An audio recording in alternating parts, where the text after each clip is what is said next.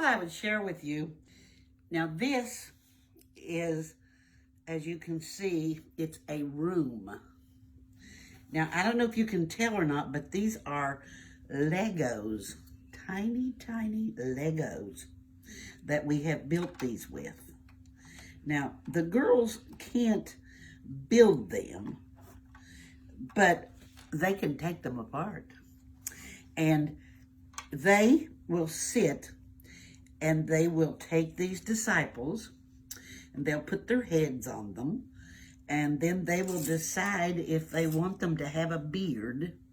Well, if they want them to have a beard, then they will take the head. Now you think of how little this is.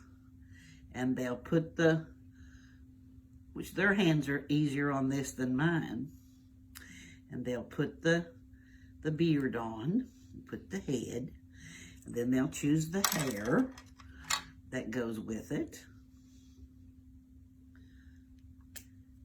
And then they can even raise the hand and put a cup in it. And then they can seat that person at the table. Now they, as you can see, they take every one of those apart. Every one of those apart. Now they aren't so interested in the room, it doesn't seem to me, as they are with the individual parts. They want to look at Jesus, and they want to move him about.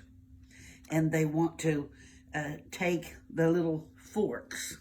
Look at the size of that fork. There's the fork. They have plates here. There's a plate. They have loaves of bread to serve, and they have their cups. They will play with this, and when you ask them, they will know this is the Lord's Supper. And we take it apart, we put it together, we keep it in this pan, because if we don't keep it in a pan, it gets lost.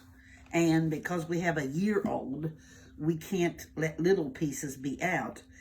But through this teaching, they learn about the Last Supper.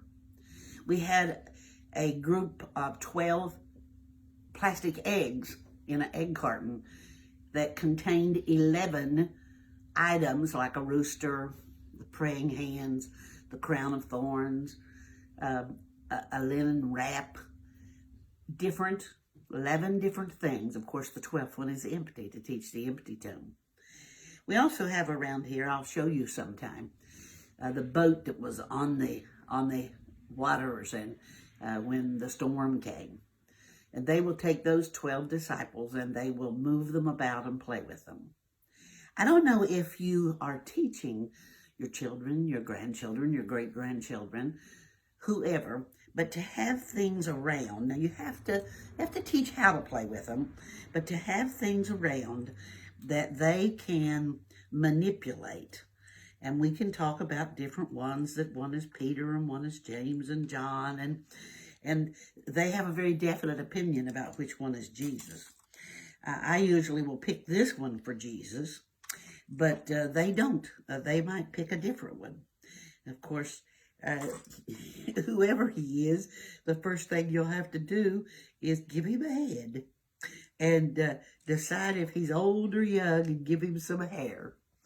But these are excellent ways to teach your children Bible. Be sure you are teaching them about 100 stories from the Old and New Testament and the doctrines. Remind them of how the Lord says to treat others as you would be treated. Teach the doctrines of Christ.